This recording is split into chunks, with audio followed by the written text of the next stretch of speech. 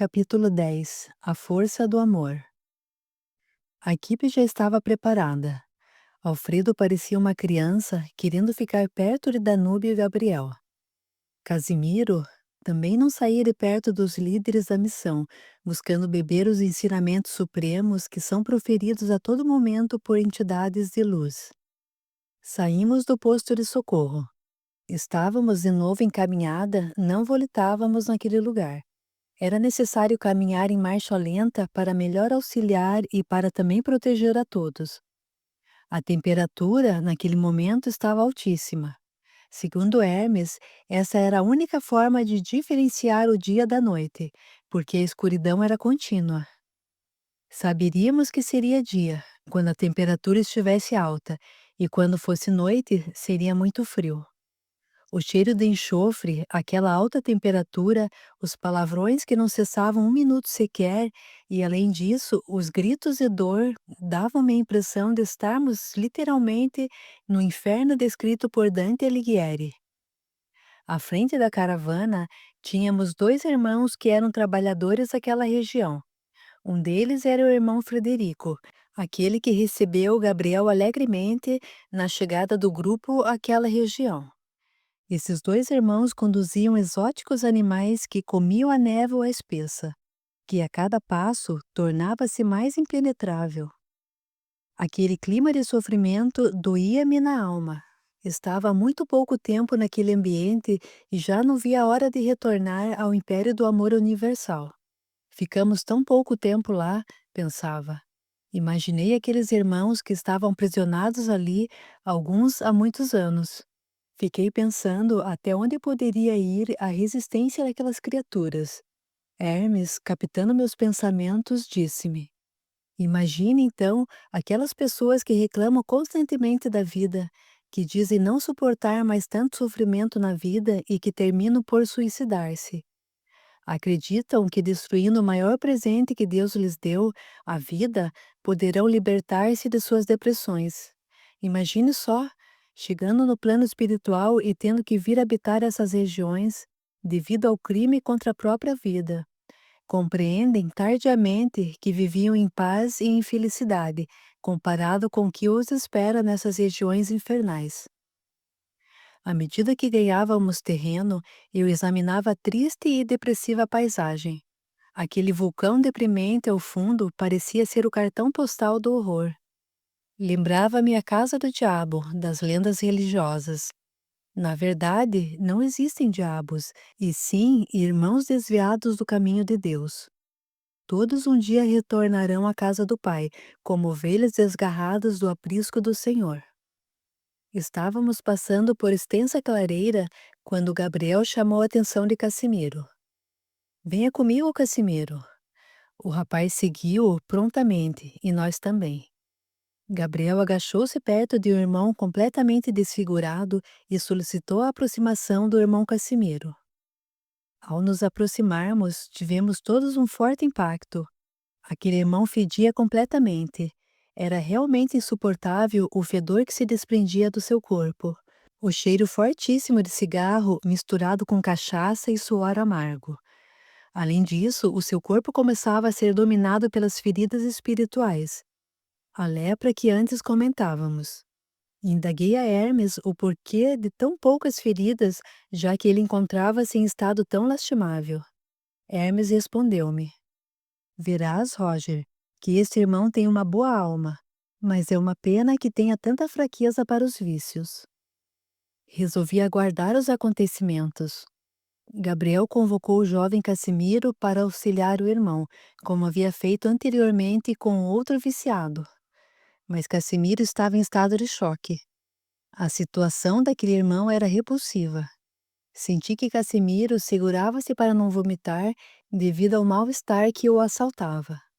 Gabriel, compreendendo as dificuldades de Casimiro, aproximou-se do enfermo e cerrou o punho direito, elevando uma silenciosa prece a Deus. Sua mão direita começou, então, a brilhar.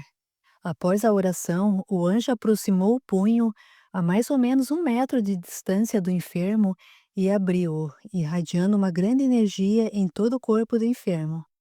A luz permitiu-nos ver o estado em que se encontrava aquele cidadão. Havia diversos insetos caminhando pelo seu corpo e esvoaçando em seu redor. Sanguessugas sugavam-lhe as energias vitais, em verdadeiro estado parasitário. Após a emissão de energia de Gabriel, os insetos e as sanguessugas foram dizimadas e o corpo do doente recebeu novo ânimo. Casimiro, libertando-se do estado de choque e vendo sua própria fraqueza, jogou-se de joelhos ao lado de Gabriel, que já amparava em seus braços o infeliz irmão. Mesmo sentado naquele local imundo e em contato com aquele irmão completamente sujo e fedorento, notei que Gabriel não recebia as impressões do ambiente. Onde seu corpo tocava tornava-se limpo e puro. Era possível notar que os braços de Gabriel em contato com o doente transformavam aquela parte do corpo do moribundo. A túnica de Gabriel, em contato com o chão barrento, não demorou mais de 30 segundos para restabelecer a brancura e a limpeza natural.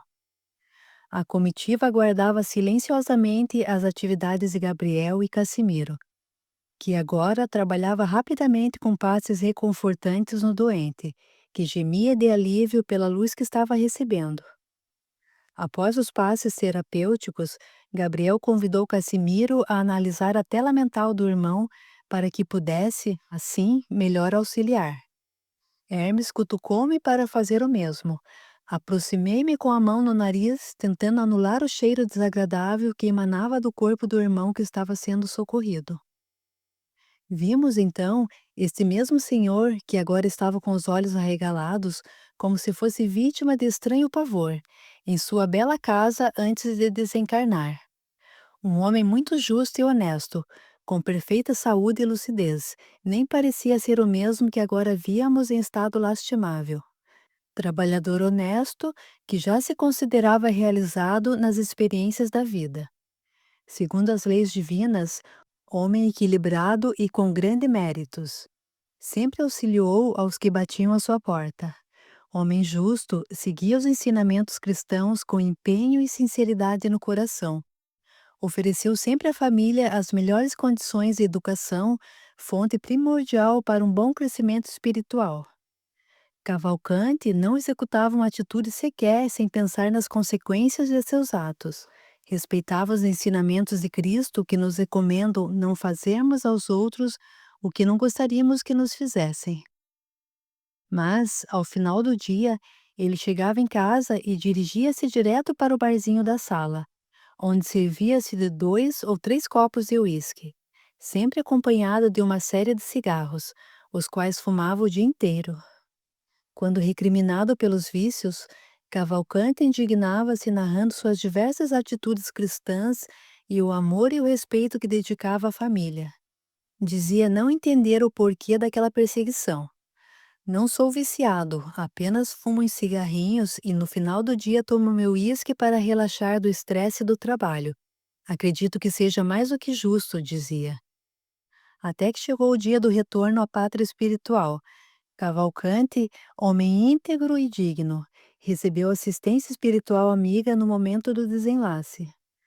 Orou com fervor e foi amparado pelos espíritos de luz que o encaminharam para uma cidade espiritual de média evolução, onde pôde restabelecer-se, em paz das emoções do desencarne. Os dias foram se passando e Cavalcante começou a sentir forte angústia pela falta de seus hábitos de muitos anos, o cigarro e o uísque. Ele recorreu aos mentores espirituais solicitando-lhes um cigarrinho e um copo de uísque. Os mentores comunicaram-lhe que isso seria impossível naquele ambiente e que ele deveria ter procurado libertar-se desses vícios quando ainda estava encarnado. Agora, tardiamente, ele deveria esforçar-se para vencer o vício. Cavalcante, desesperado, começou a perder o equilíbrio espiritual que tanto havia cultivado em sua vida física. Ele correu pelas ruas de sua cidade espiritual sem encontrar nenhum barzinho e nenhuma tabacaria. Desesperado, ele caiu, então, nas zonas de trevas à procura de seu vício. Lá encontrou um espírito de capa preta que lhe disse: Meu amigo, a única forma de saciar esse teu vício é através da obsessão a encarnados. Vai até o mundo dos homens e liga-te a eles, sugando a tua vítima para conquistar o objeto do teu desejo.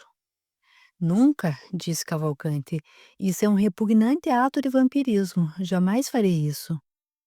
O espírito do mal riu e disse-lhe: O teu senhor é o fumo e o álcool.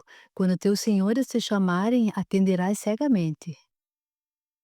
Cavalcante foi embora xingando o espírito do mal. Jamais faria isso. Era contra todos os seus princípios de amor e fraternidade, e de respeito aos seus semelhantes. Os dias se passaram e Cavalcante não resistiu ao apelo dos seus senhores, o fumo e o álcool. Podíamos vê-lo através de sua retina espiritual, correndo atrás de alcoólatras e de fumantes inveterados, para, através do verdadeiro ato de vampirismo, sugar a essência etérica das emanações do álcool e do fumo. O tempo foi passando e Cavalcante sentiu saudades de sua família. Dirigiu-se à sua antiga casa. Lá chegando, encontrou seu filho envolvido em fortes depressões e sua mulher em completo alinhamento ao problema do filho. Cavalcante, sentindo-se impotente para auxiliar o rapaz, sentou-se à beira da cama do jovem Flávio, que aparentava 17 anos. Chorando, Cavalcante percebeu que seu filho único, no qual depositou todas as suas esperanças de pai, puxava uma garrafa de uísque que estava debaixo da cama. O rapaz abriu também o bidê e sacou uma carteira de cigarros. Os olhos de Cavalcante saltaram das órbitas, ávidos de desejo pelo que viam. O pobre irmão tentou controlar-se. Não, isto é sujo demais.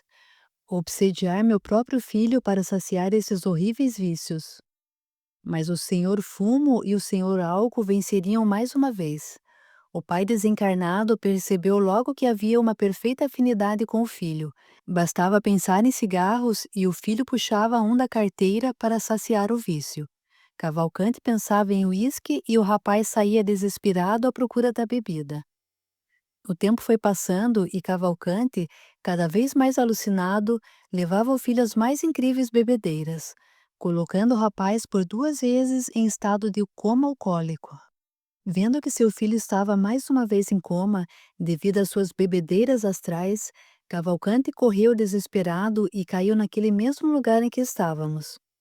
Antes do desmaio e de entregar-se ao estado de torpor, ouvimos suas últimas palavras: Ajude-me, Jesus, pelo amor de Deus. Logo vimos na retina espiritual de Cavalcante Gabriel e Casimiro, ou seja, o momento em que estávamos vivendo. Voltei para perto do irmão Hermes, agradecendo o término da narrativa mental, pois já não aguentava mais o cheiro tão perto. Perguntei ao irmão Hermes como Gabriel conseguia ser tão indiferente àquele cheiro desagradável. Isto, Roger, é porque ele não vê no irmão um fedorento, como tu vês. Vê um irmão em estado transitório de perturbação. Gabriel sabe que é mais importante direcionar sua mente no trabalho a realizar, e não a crítica ou a repulsa ante a situação em que o irmão se encontra.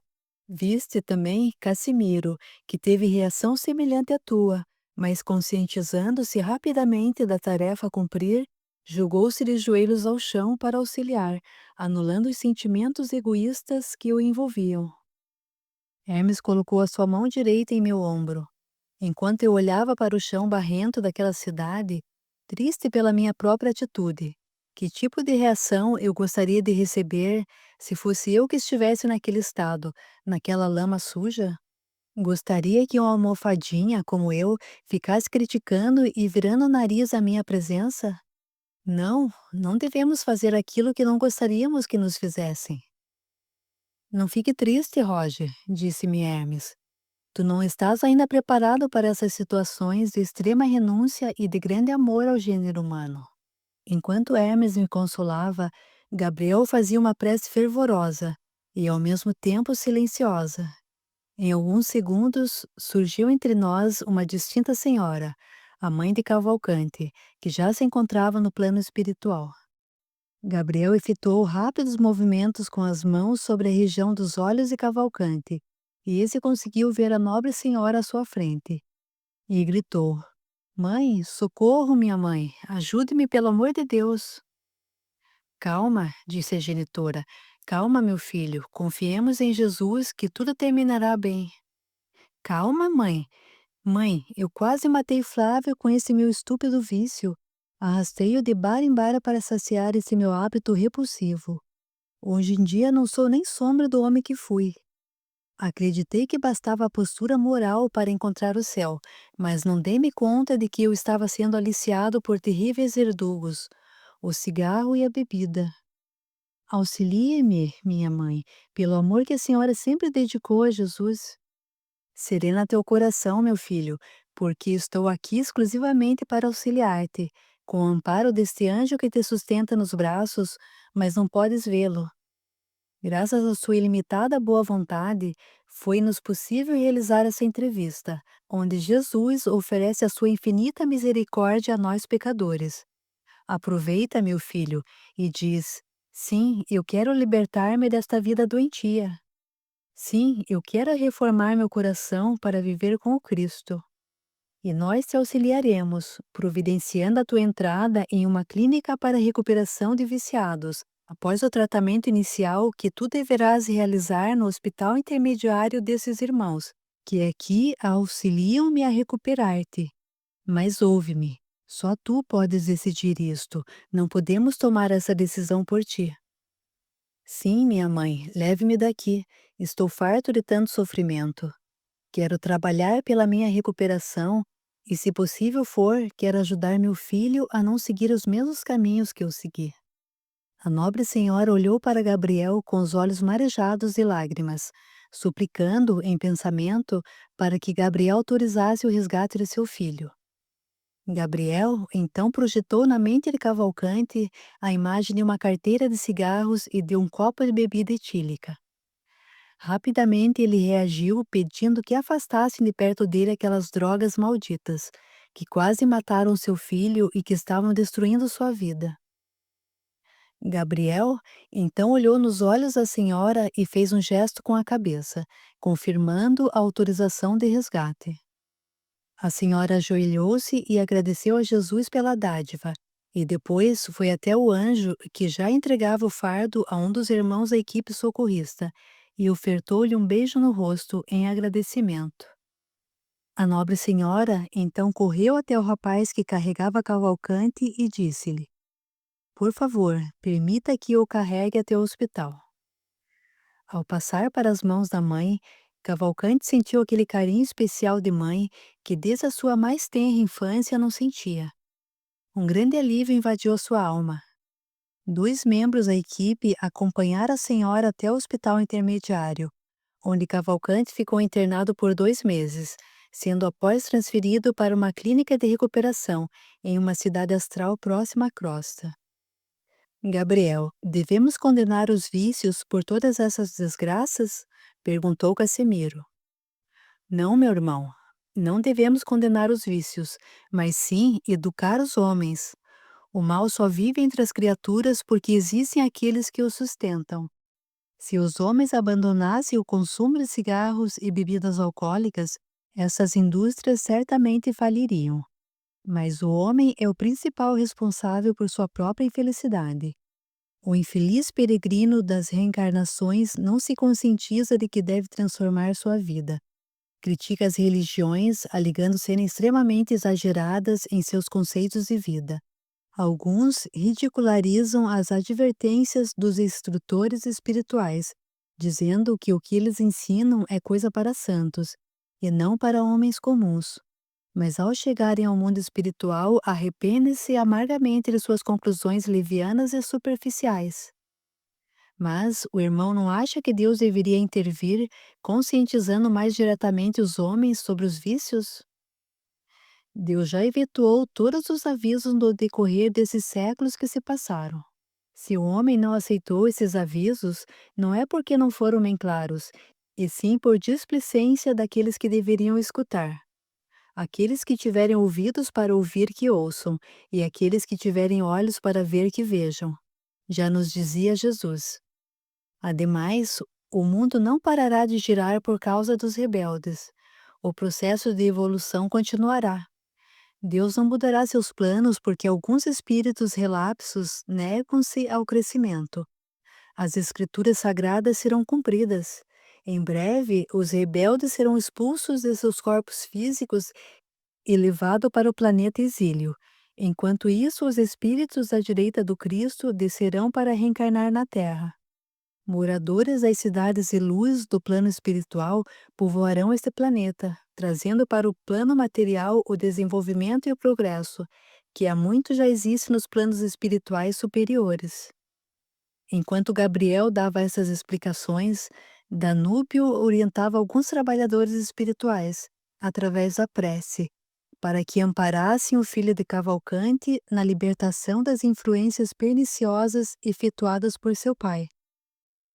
Algumas vezes mais, Flávio buscou o bar, que diariamente seu pai o estimulava intuitivamente a frequentar. Inspirado pelos espíritos aos quais Danúbio solicitou auxílio, o dono do bar começou a aconselhar o rapaz a largar daquele vício que só estava destruindo a sua vida. Mesmo contrariando as suas intenções e lucro, o comerciante de bebidas alcoólicas conseguiu, através da influência divina, afastar Flávio daquele local. Por diversas vezes vimos a sua avó intuindo-o a abandonar o vício. O rapaz sentia também o apelo distante de seu pai nesse sentido. Alguns meses depois, Flávio já era outro homem. Seu pai encheu-se de contentamento, dando-lhe novas forças para vencer os vícios na clínica de tratamento em que fora internado no plano espiritual. Cabe lembrar que o vício, no plano espiritual, toma proporções assustadoras, tornando-se muito mais difícil a libertação, o que mostrou a todos a grande determinação de Cavalcante. Continuamos a caminhada nos charcos do astral inferior. Não sei quem estava mais impressionado, eu ou Casimiro. O rapaz não esperava sofrer tamanho choque. Apesar de ser uma alma pura e desprendida, ele havia desencarnado há pouco tempo, não possuindo, portanto, o hábito de trabalhar naquelas tristes cavernas. Passamos, então, por determinada passagem estreita que dava-nos acesso a uma furna, naqueles mesmos padrões desagradáveis que já estavam se tornando uma rotina. Nesse instante, ouvimos umas gargalhadas extremamente vulgares. Frederico direcionou a luz para o local de onde vinham as vozes. Vimos duas mulheres nuas com as suas peles infestadas de chagas e manchas escuras. Entre elas, Horácio, o rapaz que foi trazido do Hospital do Império do Amor Universal para tratamento no hospital intermediário. Marcos sacudiu sua cabeça em sinal de desaprovação. As mulheres, indignadas com a atitude de Marcos, começaram a gritar-lhe: "O que é, seu Carola? Vê como são fracos os teus poderes. Horácio está novamente aqui conosco. Ele não vive sem isto. E quem sabe se tu também não queres provar um pouquinho destas delícias? Vem cá, bonitão." Danúbio, que estava atrás de Marcos, colocou sua mão sobre o ombro do belo rapaz, inspirando-lhe calma e perdão. Fiquei impressionado com aquilo que via, não com a atitude de Horácio ante o desejo sexual, o que é muito comum nos dias de hoje, mas com a sua atração por aquelas mulheres naquele estado. Eram verdadeiras perebas humanas de tantas feridas e doenças cutâneas. Hermes, captando meus pensamentos, recomendou-me analisar a tela mental de Horácio. Aproximei-me e vi que aos olhos de Horácio aquelas duas mulheres eram verdadeiras musas, mulheres lindas e com um corpo perfeito. Observei também que a mente de Horácio estava em loop, ou seja, aprisionada no desejo doentio que o acometia.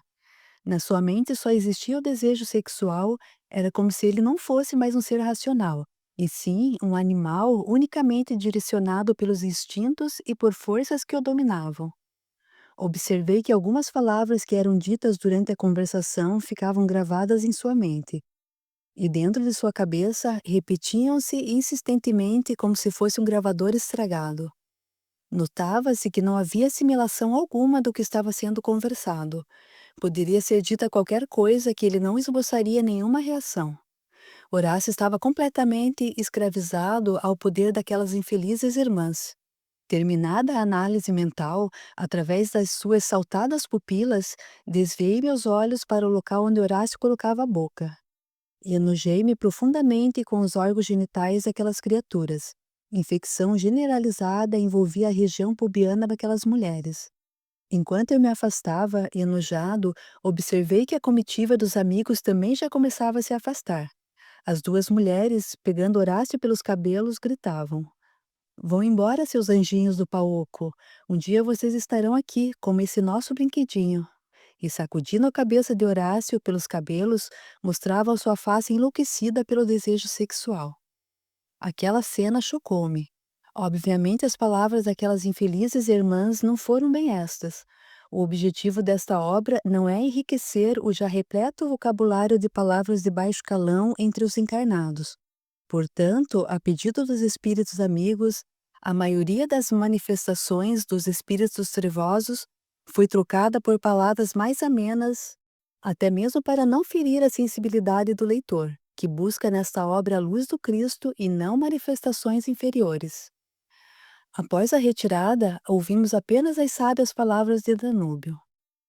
Retiremo-nos com Jesus. Nada mais podemos fazer aqui nesse momento. Cabe-nos somente orar por esses irmãos desviados do caminho do bem.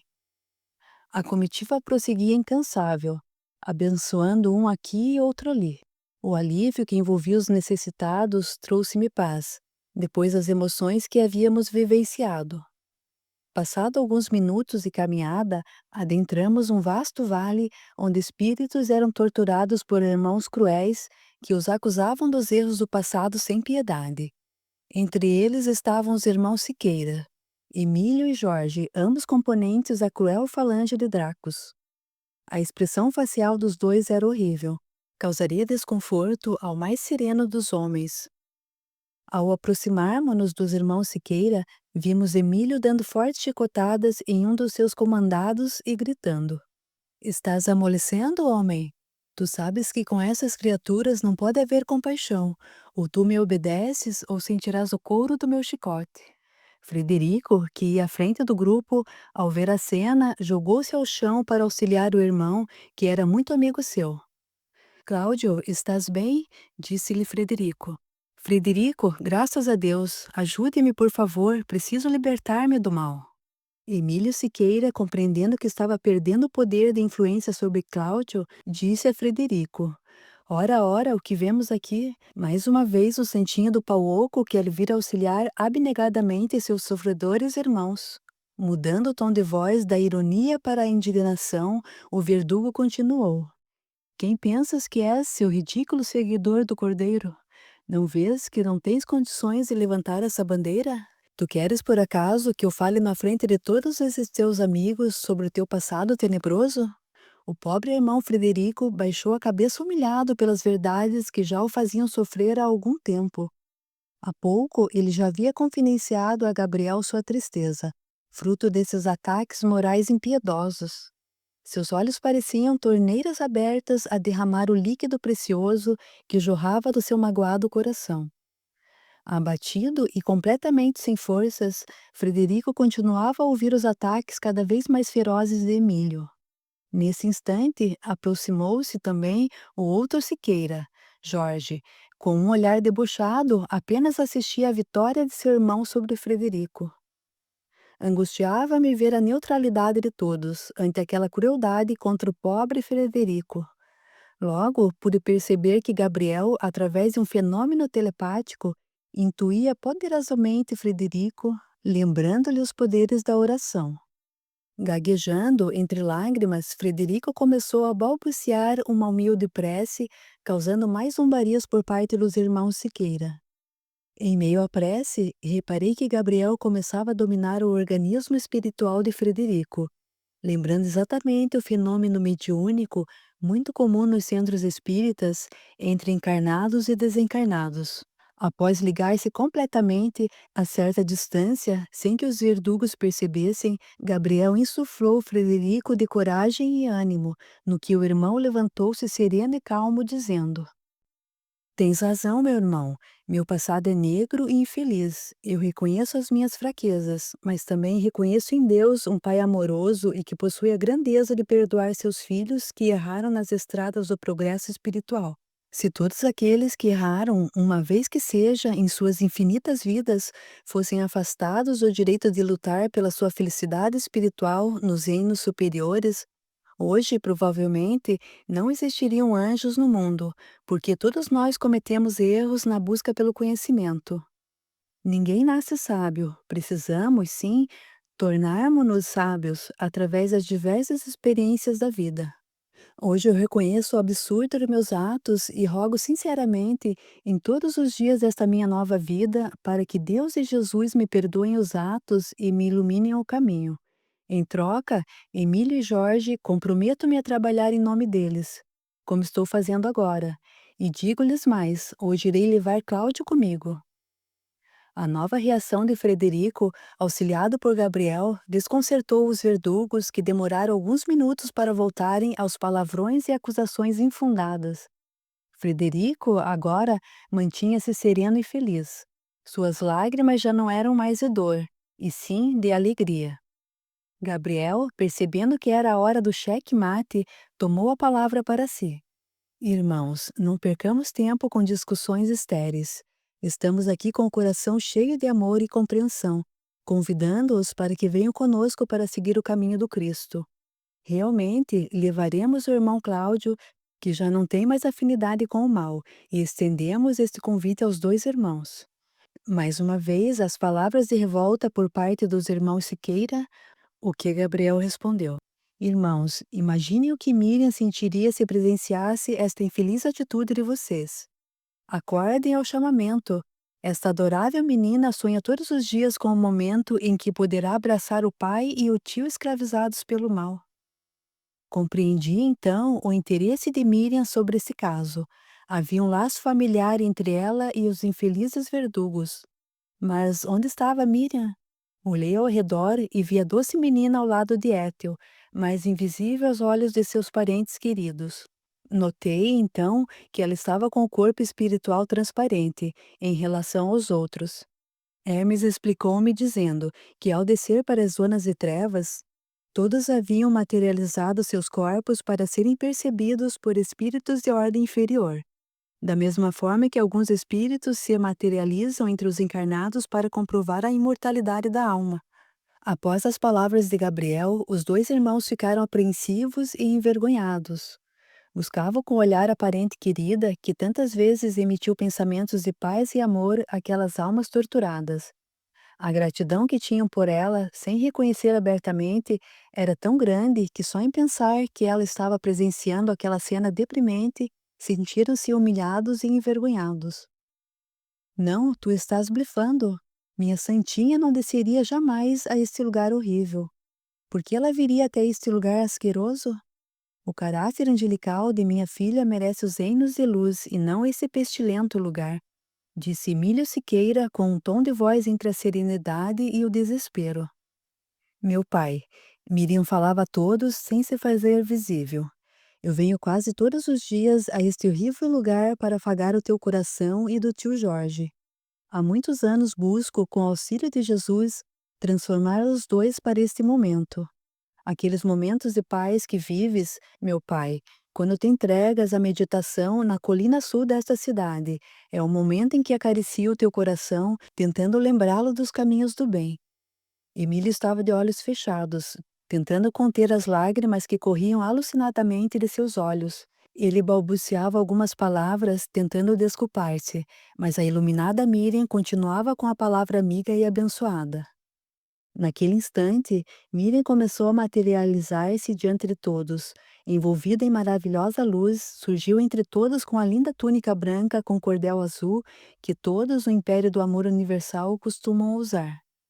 Emílio e Jorge abriram os olhos, vendo a beleza celestial da menina que lhes era alegria no lar, ajoelharam-se e ficaram atentos, como crianças, à espera de sua palavra fraterna. Venham comigo, por favor. Libertem-se do ódio. Vamos juntos viver uma nova vida, onde a palavra mestra é o amor. Outros familiares queridos aguardam o retorno de vocês. A mamãe, pai, apenas se aguarda para uma nova tentativa no mundo físico. Ela deseja reencarnar contigo para que possas recuperar o tempo perdido. Essa atitude dela só mostra o quanto é grande a força do amor e como é ilimitada a misericórdia de Deus. Pegando a mão da filha e beijando-a, Emílio Siqueira selou o acordo dizendo: Minha filha, faz o que quiseres comigo. Eu sou um verme comparado a ti. Não compreendo a imensidão dessa força que possuis e que chamas de amor. Mas se minha boa vontade basta, eu te dou de coração. Estou, a partir desse instante, sob teu comando. Miriam irradiou um sentimento de amor e contentamento tão grande naquele momento que a energia invadiu totalmente os irmãos Siqueira, envolvendo-os em indizível bem-estar. Jorge Siqueira, que desde o início nada dizia, direcionou seus olhos humildemente para Miriam e falou: Minha sobrinha, não entendo o que está acontecendo. Tudo me parece um sonho muito bom e feliz. Só sei que quero ficar com aqueles que moram no meu coração. Se vocês vão, eu também quero ir. Mas estou muito cansado, eu preciso dormir. Não estou mais conseguindo manter-me acordado. Danúbio correu até Jorge e colocou sua mão direita na cabeça do rapaz, fazendo-o adormecer. Em poucos minutos, Emília e Jorge Siqueira, mais Cláudio, estavam sendo encaminhados diretamente para o hospital intermediário. Por recomendação de Gabriel, eles não foram levados primeiramente ao posto de atendimento naquela cidade, porque, com certeza, Bracos iria enviar comandados seus para tentar impedir aquele resgate.